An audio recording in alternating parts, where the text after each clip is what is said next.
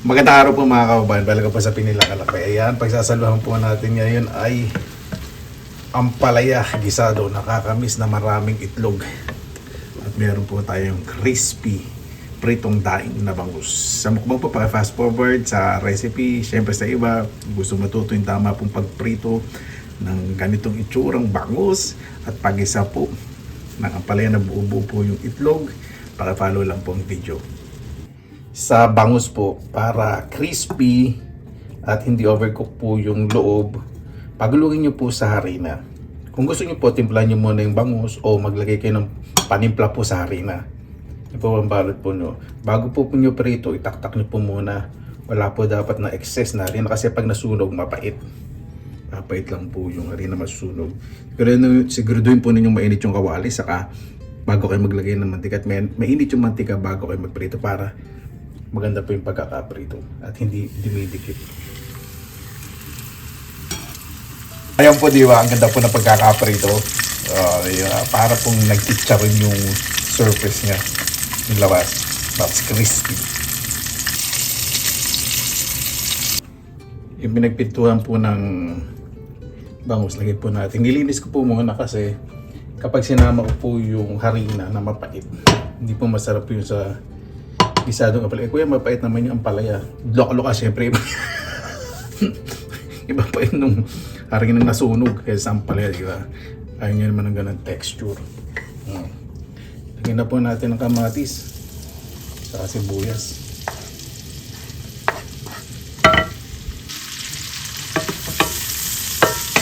Ano ba yan?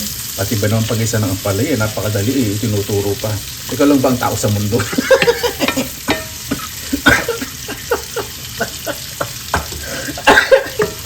Siyempre may mga Gen Z millennials, so di ba?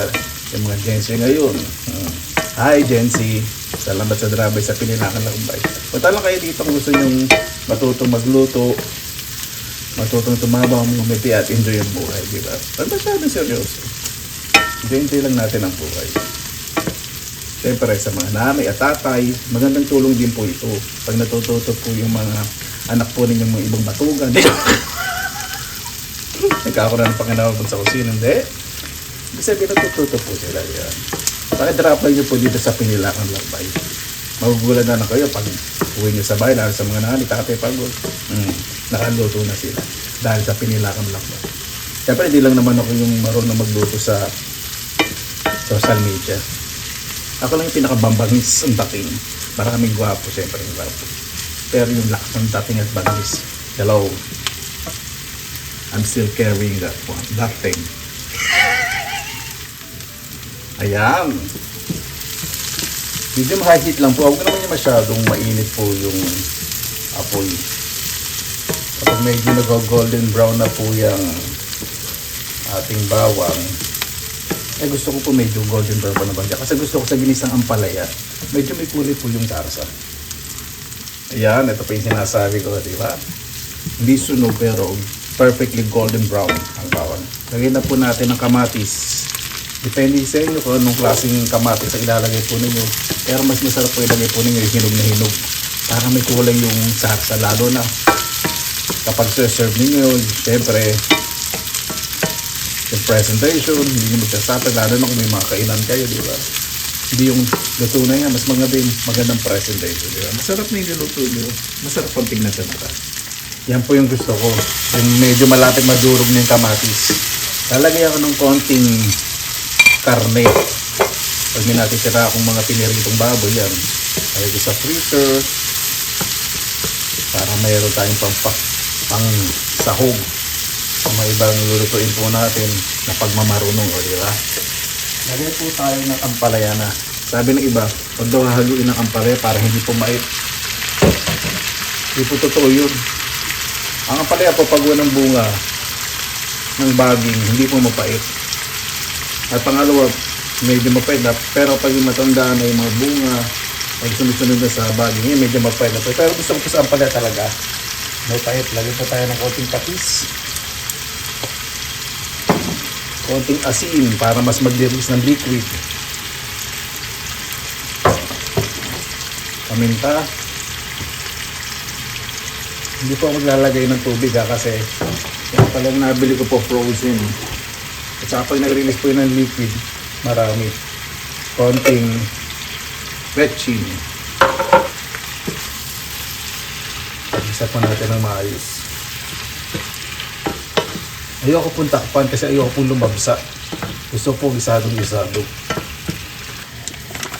Maglalagay po ko ng konti lang asukal.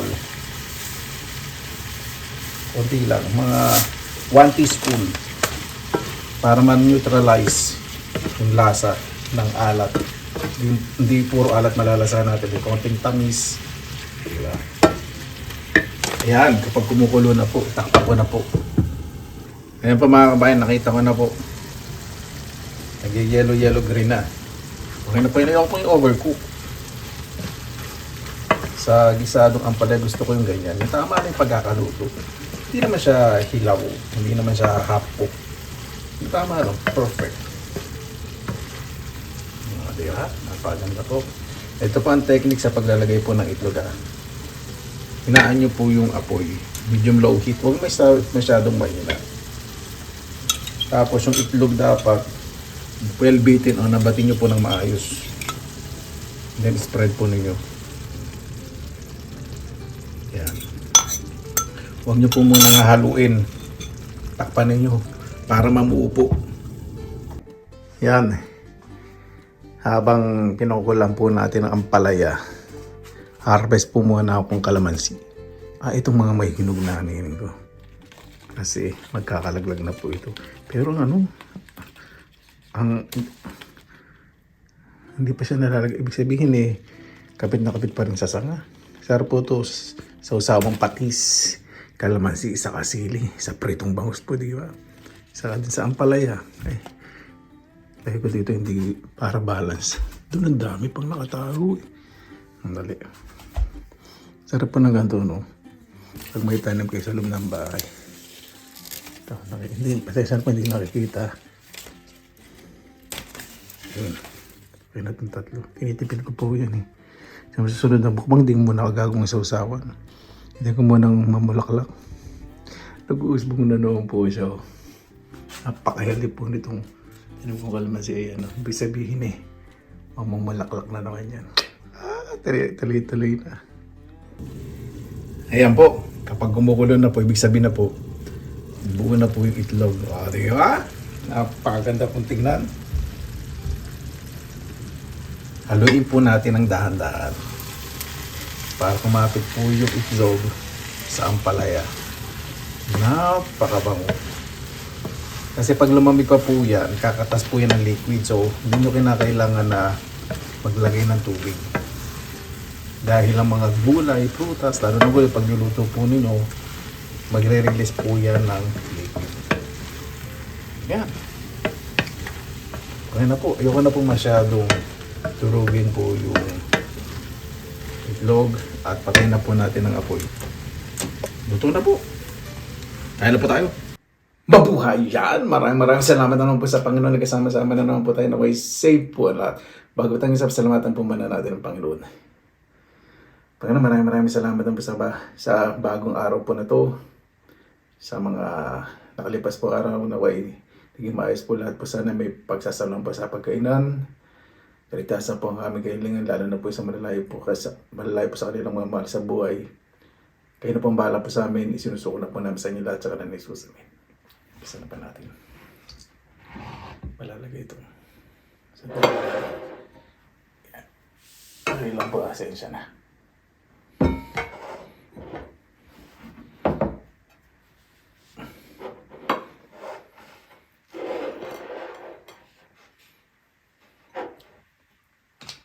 Natakam na ako dito. Butit nakalabas ng isang araw. Saan pa kalabas? Kahapon ba isang araw? Tama na isang araw. Kabili ng bangus sa Oriental Shop. Saka ng ampalaya. Yung mga isda po dito malilinis na. Kahit frozen. Yan pala wala nang buto po yan.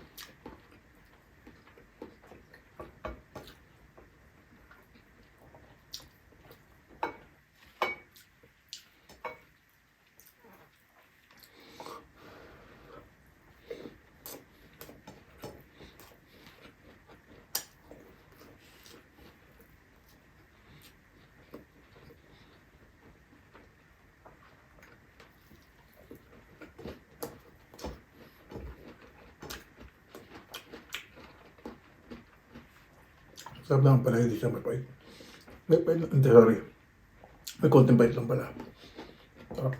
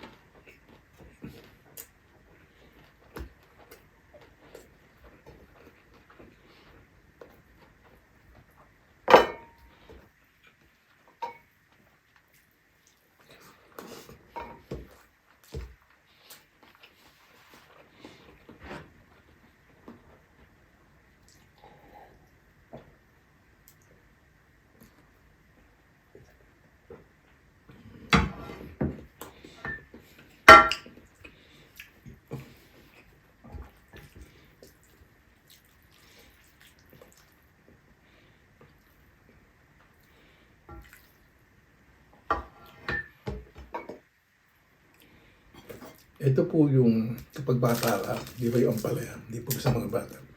Pero pag lumaki ka na, ito yung isa sa pinaka-paborito mong gulay.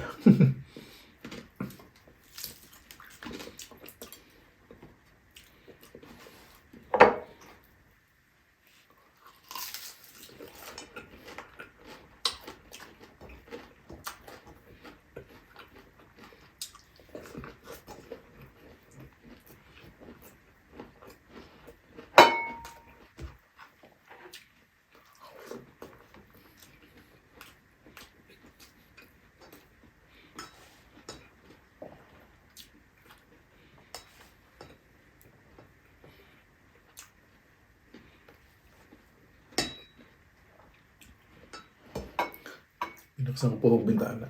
Natutuwa po kasi mga bata naglaro. Hindi ko po narinig po ninyo. Hindi po yata audible. Inibalik po nandito. Medyo inubo na lang ng konti.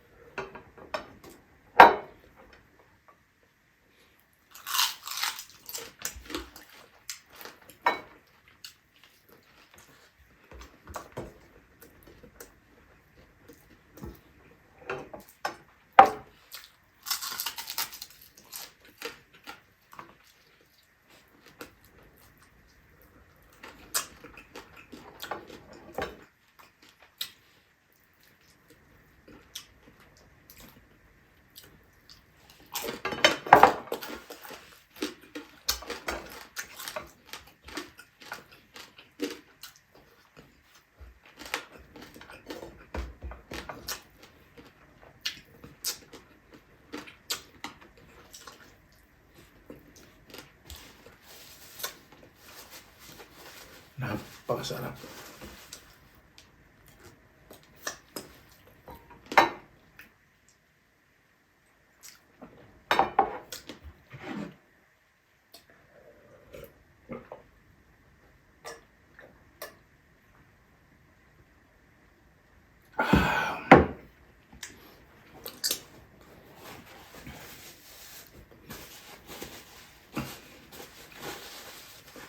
I'm sorry. Para bago tayo magtapas, pasalamatan po muna natin ang Panginoon. Panginoon, maraming salamat na po sa oras po na to. Naway bawat nakasama ko po sa Pinilang Alakbay, ligtas po. Kahit hindi po subscribers, lahat po kami na tao sa buong mundo na may pinagdadaan at may sakit po. Lalo na po yung may mga may sakit, gumaling po Panginoon. Lalo na po din yung marami pong iniisip na problema. Naway mawala po Panginoon at maibsan ng magandang solusyon. Kaya bawat isa po mas maging mapagkumbaba, mas manatili po ang pagmamahal, respeto sa puso at isipan. Kaya na po bahala po sa amin, sinusuko na po namin sa inyo lahat sa kalan ng Jesus. Amen. Paano po, maraming salamat na po sa inyong oras nila sa Pinilang Alakbay. Basta lang po tayong positive vibes, good vibes. God bless, ingat palagi mo ng araw. Laban lang!